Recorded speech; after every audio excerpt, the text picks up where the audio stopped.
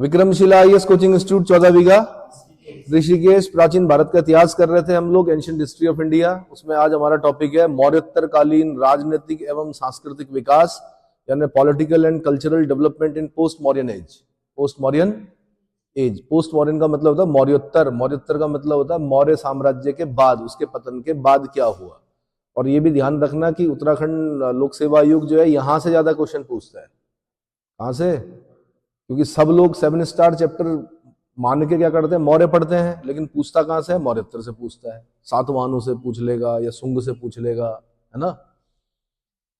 तो भाई मौर्योत्तर काल जो है वो 200 ईसा मतलब बिफोर क्राइस्ट से 300 बीसी, 200 ईसा पूर्व से 300 ईसवी एना डोमिनी, ईसवी, यानी लगभग 500 साल का टाइम पीरियड है इसका मौर्योत्तर कालीन। 200 ईसा पूर्व से 300 ईसवी, ईसवी मतलब एना डोमिनी और बीसी मतलब बिफोर क्राइस्ट। तो मौर्योत्तर काल राजनीतिक विशृंखलता का युग था। मौर्य साम्राज्य के पतन के बाद उत्तर भारत में क्रमशः शुंग और कण्व वंश तथा दक्षिण भारत में सातवाहन और चेती भी बोलते हैं, चेदी भी बोलते हैं, चेदी वंश का उदय हुआ। तो आपने 4 वंशों पर खास ध्यान देना है। किस किस पर? शुंग वंश पर, कण्व वंश पर, सातवाहन पर और चेदी या चेती वंश। इतना समझ में आ गया। इसी युग में उत्तरी भारत पर यवन, शक, पार्थियन यानी पहलव, पार्थियन यानी पहलव। और ये ध्यान रखना कि पहलव जो है विदेशी हैं और पल्लव जो है वो हमारे लोग हैं। पल्लव जब हम पढ़ रहे होंगे तो दक्षिण भारत में पढ़ते हैं हम पल्लव, ठीक है। नरसिंह वर्मन फर्स्ट, नरसिंह वर्मन सेकंड, उससे पहले महेंद्र वर्मन को पढ़ते हैं, ठीक है। तो पार्थियन और कुषाण, इन विदेशी आक्रांताओं का आक्रमण भी हुआ और वे उत्तर पश्चिमी सीमा प्रांत तथा मध्य भारत के बड़े भूभाग पर अपना अधिकार स्थापित करने में सफल हुए। कौन? यवन, शक, पार्थियन और कुषाण। पार्थियन को मैंने कहा पहलव भी बोलते हैं, पहलव जो है वो विदेशी हैं, पल्लव जो है वो हमारे दक्षिण भारतीय, तमिलनाडु वाली साइड में जो साम्राज्य था पल्लव राजवंश, उन्होंने वहां पर शासन किया था, ठीक है। अच्छा जी, देश की प्रशासनिक व्यवस्था, सामाजिक और धार्मिक जीवन, कला और साहित्य में आमूलचूल परिवर्तन हुआ इसके फलस्वरूप। किसके? जो ये आक्रमण हुए इसके कारण, इसके परिणाम स्वरूप देश की प्रशासनिक व्यवस्था, सामाजिक और धार्मिक जीवन, कला और साहित्य में आमूल परिवर्तन हुए। इसमें सबसे पहले हम पढ़ेंगे किसको? शुंग वंश को, शुंगा डायनेस्टी। किसको? तो शुंग वंश में हम पढ़ेंगे सबसे पहले किसको? अच्छा, इसका टाइम पीरियड याद कर लीजिए, 185 से 75 ईसा पूर्व, 185 से 75 ईसा पूर्व, 185 से 75 बीसी बिफोर क्राइस्ट। तो मौर्यों के पश्चात शुंग वंश का शासन प्रारंभ हुआ। शुंग वंश की स्थापना पुष्यमित्र शुंग ने अंतिम मौर्य सम्राट बृहद्रथ की हत्या करके की। क्योंकि आपको पता है पुष्यमित्र शुंग ब्राह्मण सेनापति था। किसका? अंतिम मौर्य सम्राट बृहद्रथ का, ठीक है। अंतिम मौर्य सम्राट भी नहीं बोलेंगे, अंतिम मौर्य शासक बोलेंगे। क्या बोलेंगे? बहुत योग्य नहीं था। तो बृहद्रथ की हत्या करके पुष्यमित्र शुंग ने शुंग वंश की स्थापना की। पुष्यमित्र मौर्य सम्राट बृहद्रथ का सेनापति था और उसने सैन्य निरीक्षण के बहाने बृहद्रथ की धोखे से हत्या कर दी। शुंग वंश में कुल 10 शासक हुए जिन्होंने 112 वर्ष तक शासन किया। इस वंश का अंतिम शासक जो था वो देवभूति था। कौन था? देवभूति। अब शुंग वंश के शासकों के इतिहास को जानने के 2 स्रोत हैं हमारे पास, एक है साहित्यिक स्रोत, दूसरा है पुरातात्विक स्रोत। कौन कौन से? एक साहित्यिक स्रोत है, दूसरा पुरातात्विक स्रोत है। तो साहित्यिक स्रोत में सबसे पहले पुराण आते हैं। पुराण में मत्स्य पुराण है, वायु पुराण है और ब्रह्मांड पुराण है। कौन कौन से पुराण? तो ये मत्स्य पुराण, वायु पुराण और ब्रह्मांड पुराण जो है पुष्यमित्र शुंग को शुंग वंश का संस्थापक बताते हैं। दूसरी जो पुस्तक है वो है पतंजलि कृत महाभाष्य, पतंजलि का महाभाष्य। ये ध्यान रखना कि राजपुरोहित हैं पतंजलि, किसके? पुष्यमित्र शुंग के। और इन्होंने क्या लिखा? एक तो महाभाष्य लिखा जो किस पर टीका है? पाणिनि की अष्टाध्यायी पर टीका है। पाणिनि कौन? वो गांधार का निवासी जिसने संस्कृत भाषा के व्याकरण की पुस्तक लिखी, 8 अध्यायों वाली अष्टाध्यायी। क्या लिखी? तो उस पर जो टीका लिखी वो किसने लिखी? पतंजलि ने अपनी महाभाष्य में लिखी। और पतंजलि ही योग सूत्र के भी लेखक है। किसके? पतंजलि का योग सुना होगा आपने, पतंजलि योग पीठ जो बाबा रामदेव ने बनाया, इन्हीं के नाम पे बनाया है। और ये कब के हैं? 185 ईसा पूर्व के हैं। इसका मतलब इस देश में जो योग था वो कोई नई चीज नहीं थी। यहाँ यानी 185 बीसी में भी यहाँ पर क्या योग के बारे में पुस्तकें लिखी जा रही थी, और उससे भी पुराना है योग, उससे भी क्या है, पुराना है योग। ये अलग बात है कि आप लोगों ने उसको योगा कर दिया। क्या कर दिया? ये लगाकर योग ही बोलना चाहिए। क्या बोलना चाहिए? तो पतंजलि कृत महाभाष्य, पतंजलि जो थे पुष्यमित्र के राजपुरोहित थे, उसमें यवन आक्रमण और अश्वमेध यज्ञ का उल्लेख किया गया है। बहुत समय से अश्वमेध यज्ञ नहीं हुए थे क्योंकि ये ब्राह्मण था। कौन? पुष्यमित्र सुंग, इसलिए इसने 2 अश्वमेध यज्ञ करवाए। क्या करवाए? तीसरी जो पुस्तक है वो बाण भट्ट की हर्ष चरित्र है। क्या है? बाण भट्ट, जो कि हर्षवर्धन का दरबारी कवि है, उसने एक पुस्तक लिखी हर्ष चरित्र। उसमें उसने पुष्यमित्र को अनार्य और बृहद्रथ को प्रज्ञा दुर्बल शासक कहा है। क्या कहा है? बृहद्रथ को प्रज्ञा दुर्बल शासक कहा है। इतना समझ में आ गया। फिर अगला है कात्यायन कृत गार्गी संहिता। कात्यायन कृत गार्गी संहिता नामक ज्योतिष ग्रंथों में यवनों के आक्रमण का उल्लेख किया गया है। तो गार्गी संहिता किसने लिखी? कात्यायन ने लिखी। ये ज्योतिष का ग्रंथ है और इसमें यवनों के आक्रमण का उल्लेख किया गया है। अगला दिव्यावदान। दिव्यावदान इस बौद्ध ग्रंथ में पुष्यमित्र को मौर्य वंश का अंतिम शासक और बौद्ध धर्म का सहारक कहा गया है। अब इन्होंने गलत कह दिया। किसने? बौद्ध ग्रंथ ने गलत कह दिया। बौद्ध ग्रंथ कहता है कि पुष्यमित्र मौर्य वंश का अंतिम शासक था, जबकि मौर्य वंश का अंतिम शासक कौन था? बृहद्रथ था। लेकिन गलती से शायद इन्होंने दिव्यावदान वालों ने लिखा और बौद्ध धर्म का सहारक भी कहा, क्योंकि ब्राह्मण था इसलिए शायद बौद्ध धर्म का क्या किया, इसने विरोध किया होगा। इतना क्लियर हो गया। फिर है कालिदास की मालविकाग्निमित्र। कालिदास की मालविकाग्निमित्र नाटक है। कालिदास ने 3 नाटक लिखे, अभिज्ञान शाकुंतलम, विक्रमो उर्वशीयम और मालविकाग्निमित्र। ठीक है। जो अभिज्ञान शाकुंतलम है उसने दुष्यंत और शकुंतला का प्रणय प्रसंग लिखा। जो क्या विक्रमो उर्वशीयम है उसमें राजा पुरूरवा और उर्वशी का प्रणय प्रसंग लिखा। और ये जो मालविका अग्निमित्र है, ये अग्निमित्र जो है ये पुत्र है किसका? पुष्यमित्र शुंग का, उसका। और एक राजकुमारी है मालविका, उसका प्रणय प्रसंग लिखा। तीनों नाटक जो है उसमें प्रणय प्रसंग से संबंधित है। तो कालिदास कृत मालविका अग्निमित्र नाटक में पुष्यमित्र के पुत्र अग्निमित्र और विदिशा के शासक या राज्यपाल के रूप में, मतलब उस अग्निमित्र को विदिशा के शासक या राज्यपाल के रूप में उल्लिखित किया गया है। विदिशा यानी बेसनगर। विदिशा किसको बोलते हैं आज? बेसनगर। किसको बोलते हैं?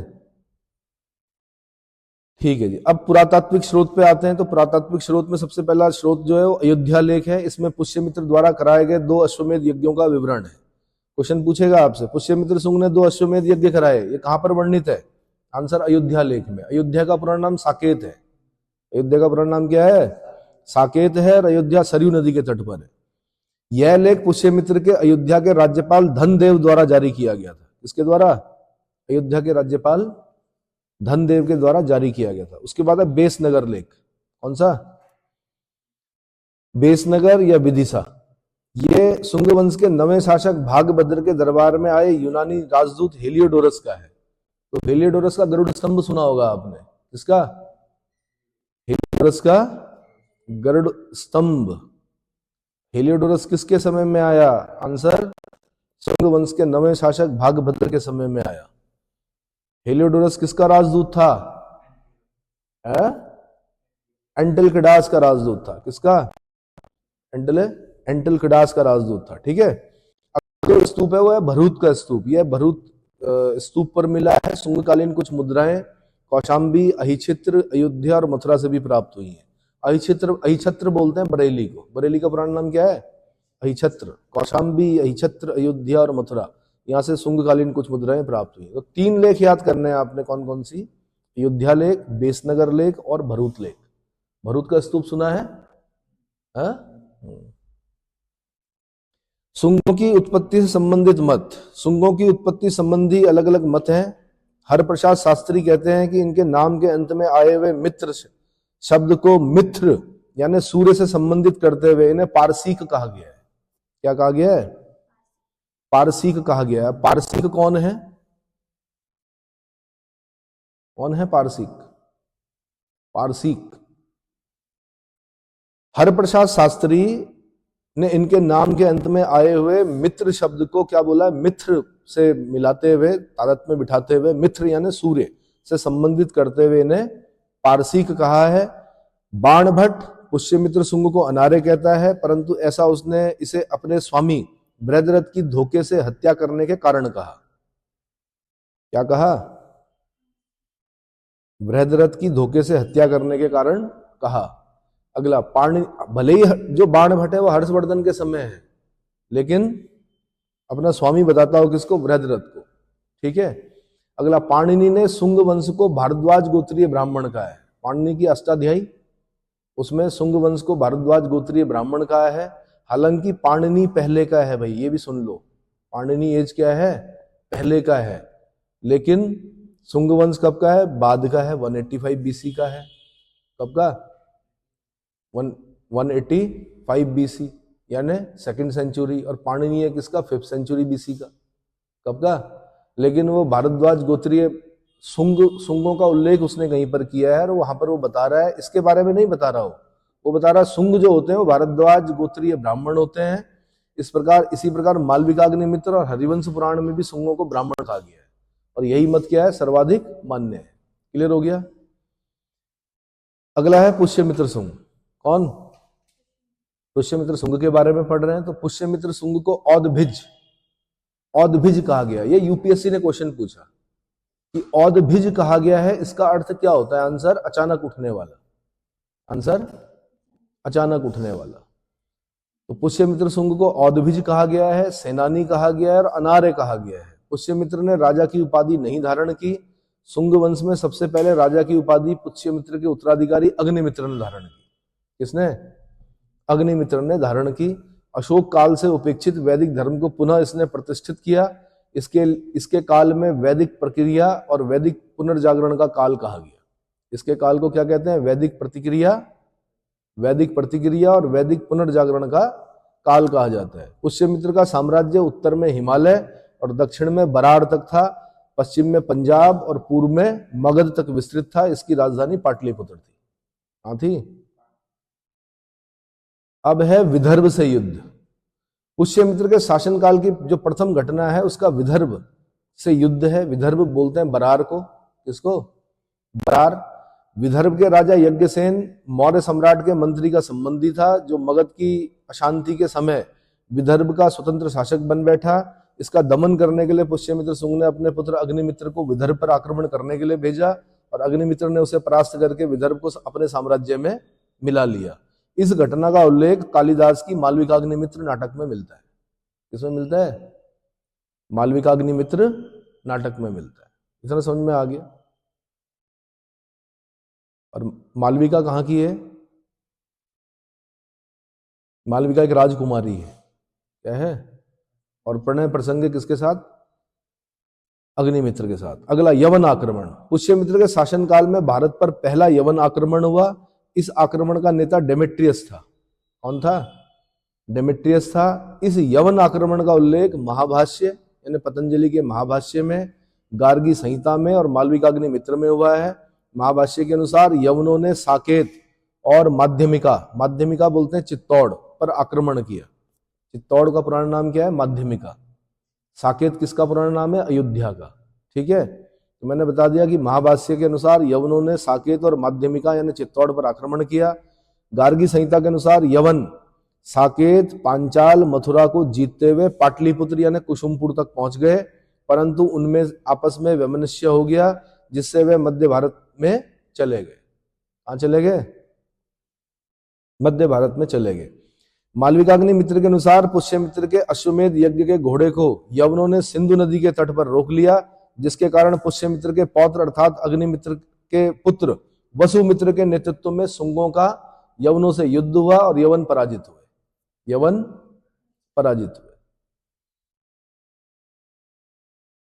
ठीक है। उसके बाद अश्वमेध यज्ञ। पुष्यमित्र ने अश्वमेध यज्ञ किया। पतंजलि के महाभाष्य के अनुसार उसने एक अश्वमेध यज्ञ किया, जबकि अयोध्या लेख के अनुसार पुष्यमित्र ने 2 अश्वमेध यज्ञ किए। कितने? 2 अश्वमेध यज्ञ किए। अगला, बौद्धों का संहारक। दिव्यावदान और लामा तारानाथ के अनुसार पुष्यमित्र अशोक निर्मित 84,000 स्तूपों को तोड़ने का प्रण लिया। किसने? पुष्यमित्र शुंग ने। उसने साकल बोलते हैं सियालकोट, किसको? हाल फिलहाल पाकिस्तान में पंजाब सियालकोट या साकल में यह घोषणा की कि जो मुझे एक भिक्षु का सिर देगा उसे मैं 100 दिनार दूंगा।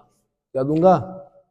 उसे मैं 100 दिनार दूंगा। जीएस शर्मा के अनुसार कौशाम्बी स्थित घोषिताराम विहार के विनाश तथा जलाए जाने के चिन्ह प्राप्त होने से पुष्यमित्र की धार्मिक असहिष्णुता यानी इनटॉलरेंस प्रतीत होती है, परंतु पुष्यमित्र के समय ही सांची और भरूच के स्तूपों का पुनरुद्धार कराया गया।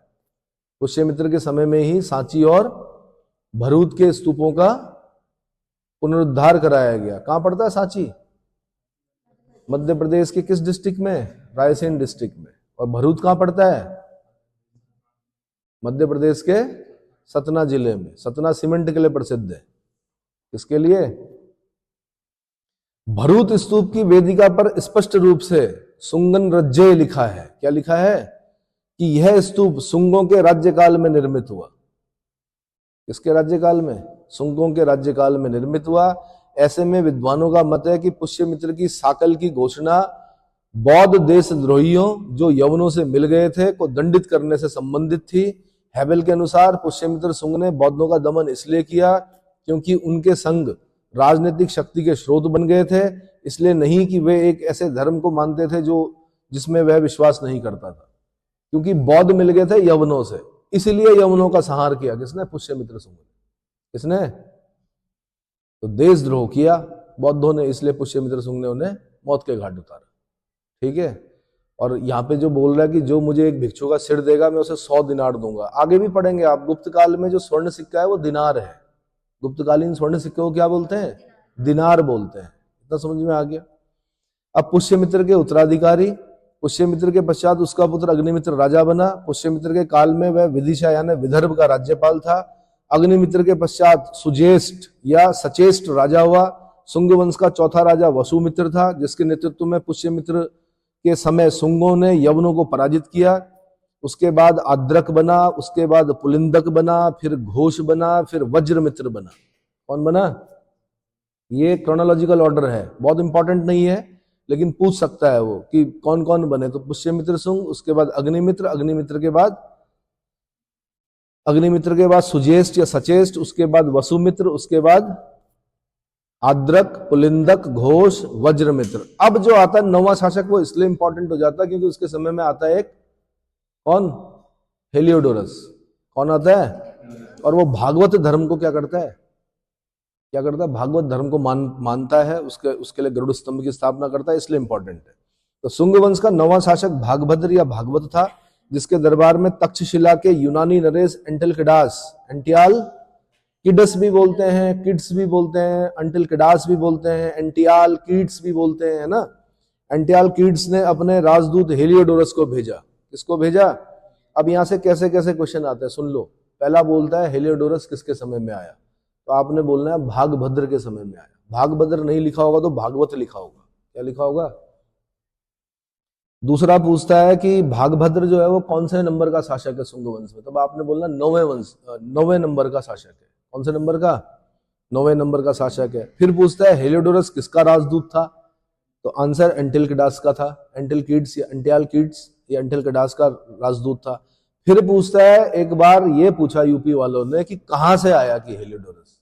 अब यहां पे हो जाती गड़बड़। तो कहां से आया? तक्षशिला, पाकिस्तान, सिरकप, इंडस और झेलम के बीच में। किसके बीच में? तो यूनानी नरेश एंटियालकिड्स ने अपने राजदूत हेलियोडोरस को भेजा। हेलियोडोरस ने भागवत धर्म ग्रहण कर लिया। ये बड़ी चीज है कि एक यवन शासक क्या कर रहा है? भागवत धर्म को ग्रहण कर रहा है और भगवान विष्णु के प्रति अपनी भक्ति को प्रदर्शित करते हुए विदिशा के समीप बेसनगर, विदिशा या भिलसा, बेसनगर, विदिशा या भिलसा मध्य प्रदेश में पड़ता है, में गरुड़ स्तंभ की स्थापना की। क्या की? अब क्योंकि गरुड़ जो है भगवान विष्णु का वाहन है, इसलिए उसने गरुड़ स्तंभ की स्थापना की। यह स्तंभ भागवत धर्म से संबंधित प्रथम प्रस्तर स्मारक है। तो भागवत धर्म से संबंधित प्रथम प्रस्तर स्मारक कौन सा है? आंसर विदिशा का गरुड़ स्तंभ। विदिशा का गरुड़ स्तंभ। इस पर उत्कीर्ण लेख में हेलियोडोरस को भागवत और वासुदेव को देव देवस कहा गया है। क्या कहा गया है? देवताओं के भी देवता, देव देवस। वासुदेव को देव देवस कहा गया है। इसमें यह उल्लिखित है कि दम यानी आत्म संयम, दम मतलब आत्म संयम, दूसरा त्याग और अपरमदा, अपरमदा मतलब सत कर्तव्य से स्वर्ग प्राप्त किया जा सकता है। क्या प्राप्त किया जा सकता है? किन तीन चीजों से? दम, त्याग और अपरमदा। दम मतलब दम मारो दम वाला दम नहीं, दम मतलब आत्म संयम, दम मतलब आत्म संयम, दूसरा त्याग और तीसरा अपरमदा। शुंग वंश का अंतिम शासक देवभूति था। यह अत्यंत कामुक और विलासी शासक था। उसके अमात्य वासुदेव कण्व ने उसकी हत्या करके शुंग वंश को समाप्त कर दिया और कण्व वंश की स्थापना की।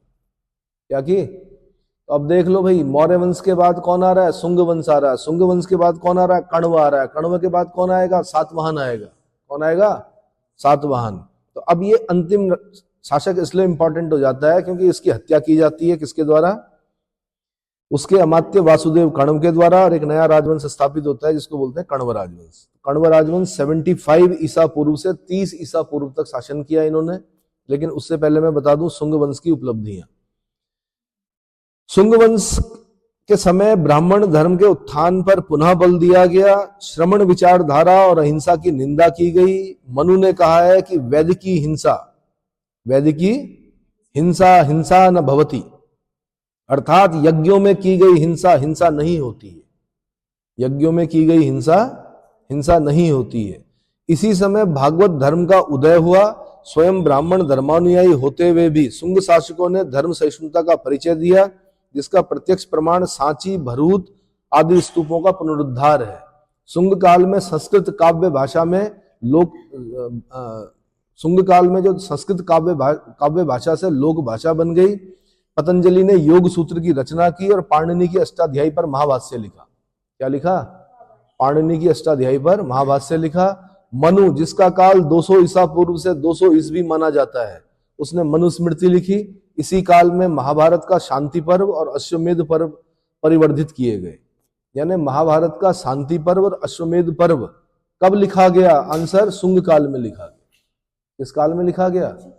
ठीक है, महाभारत के रचयिता जो हैं कौन है?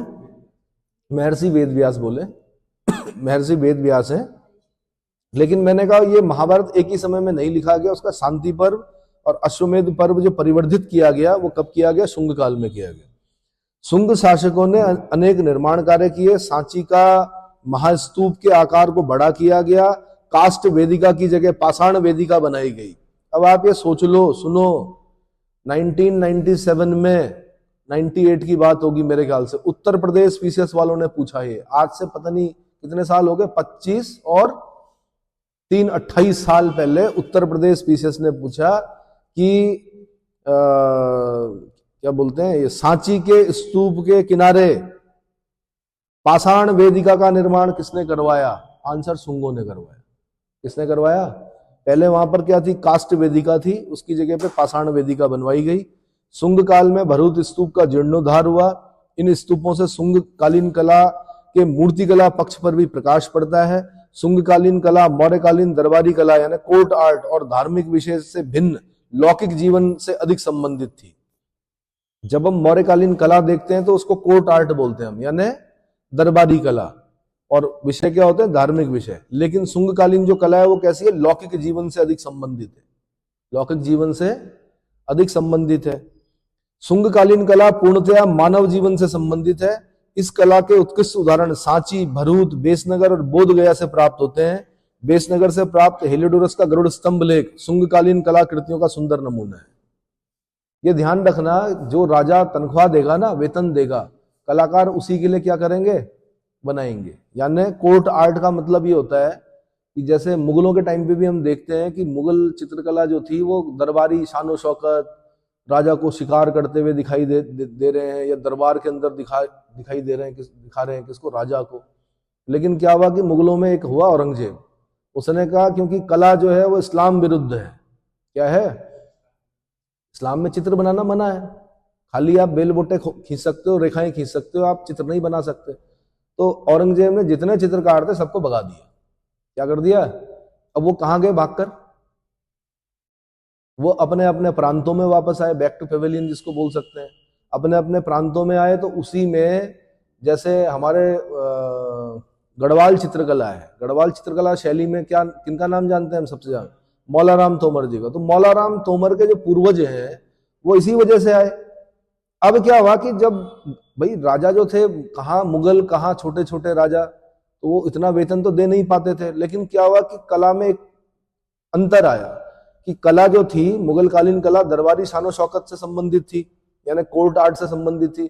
लेकिन जब प्रांतीय कलाओं का उदय कैसे होता है कि प्रांतों में जब वो कलाकार वापस आते हैं तो छोटे छोटे राजा उनको क्या करते हैं? प्रश्रय देते हैं, उनको वेतन देते हैं। उसके बदले में फिर क्या आती है? और वो जो कला दिखती है हमें, वो कैसी दिखती है? मतलब लौकिक जीवन से संबंधित कला दिखती है। यानी जो होता है अच्छे के लिए होता है। अगर औरंगजेब ने उन्हें भगाया तो अच्छा ही हुआ। क्या हुआ? तब कैसी कला दिखाई देती है हमें? लौकिक जीवन से संबंधित कला दिखाई देती है। इतना समझ में आ गया? हाँ जी भाई, फोटोग्राफर के पास आप जाते हैं, पैसे देते हैं, किसकी फोटो खिंचवाते हो? किसकी खिंचवाते हो? अपनी खिंचवाते हो ना। या ऐसे बोलते हो आप कि जरा लौकिक जीवन से संबंधित जरा कुछ फोटोएं खींच के हमें दे दीजिए, हम फ्रेम पे लगाएंगे। ऐसा बोलते हो कि चलिए जरा एक जानकी सेतु की फोटो खींच के दे दीजिए हमें, या क्या बजरंग सेतु जो निर्माणाधीन है, इसकी हमें मतलब याद चाहिए, ताकि हम आने वाली पीढ़ी को दिखा सके कि ऐसे बना था बजरंग सेतु। या लक्ष्मण झूला की फोटो खींच के दिखा दो, है ना। ये चीज है। इतना समझ में आ गया? अब क्वेश्चन कैसे बनते हैं भाई? क्वेश्चन इस तरह से बने हैं कि हर्ष चरित्र में किसे प्रज्ञा दुर्बल राजा कहा गया है? तो वृद्धरथ को कहा गया है। किसको कहा गया है? गार्गी संहिता के रचयिता कौन है? तो कात्यायन है। कौन है? कात्यायन। कौन है? गार्गी संहिता। ये गार्गी संहिता किस विधा का ग्रंथ है? तो ज्योतिष का ग्रंथ है। गार्गी संहिता किस विधा का ग्रंथ है?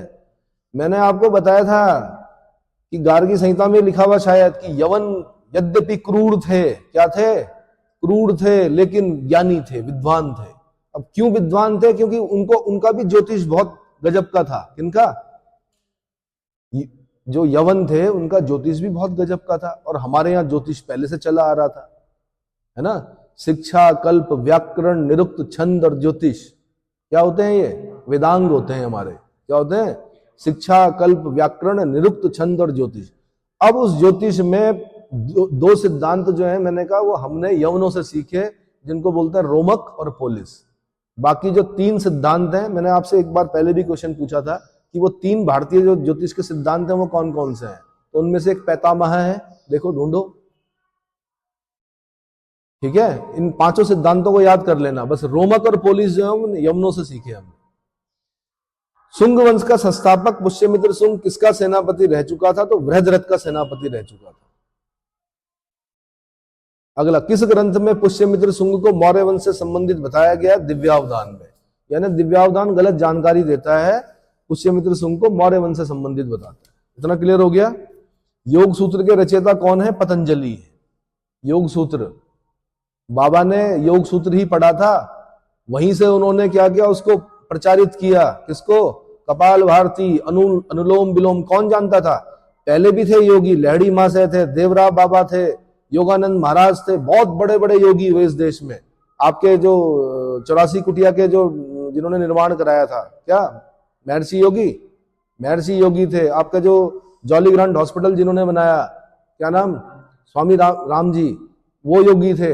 लेकिन मैंने कहा एक आम जनमानस तक नहीं पहुंचा था योग। आम जनमानस तक कब पहुंचा? इंफॉर्मेशन टेक्नोलॉजी का प्रयोग किया गया, ठीक है, चैनल्स बनाए गए, चैनल्स के माध्यम से, संस्कार और आस्था चैनल के माध्यम से योग को घर घर पहुंचाया गया। और प्रत्येक व्यक्ति कहां दिखाई दिया? मॉर्निंग वॉक करते समय अनुलोम और विलोम करते हुए दिखाई दिया, कपाल भारती करते हुए दिखाई दिया, ठीक है। और फायदा भी हुआ। क्या हुआ? लोगों को फायदा भी हुआ उस चीज का। उम्मीद है समझ में आ गया। इसका मतलब एक प्राचीन ग्रंथ पढ़ के आप आज भी 2000 5000 करोड़ के मालिक बन सकते हैं। सिर्फ आपके अंदर ऊर्जा होनी चाहिए। क्या होनी चाहिए? ऊर्जा होनी चाहिए। अगला, मनुस्मृति की रचना किस काल में की गई? शुंग काल में की गई। मनुस्मृति जो कि विधि की पुस्तक है, पहली सबसे प्राचीन स्मृति जो है वो कौन सी है? मनुस्मृति। यानी अंग्रेजों ने भी जब हमारा कानून बनाया, हिंदुओं के लिए कानून बना जब, तो तब क्या किया गया? मनुस्मृति को पढ़ा उन लोगों ने। किसको पढ़ा? मनुस्मृति को। और जब मुस्लिमों के लिए कानून बनाया गया तो कुरान, हदीस और इजमार कयास को पढ़ा गया। समझ में आया? लेकिन अब यूसीसी आ गया, यूनिफॉर्म सिविल कोड, एक समान सिविल संहिता, एक समान सिविल संहिता। अब देखो ना संविधान कब बन गया हमारा?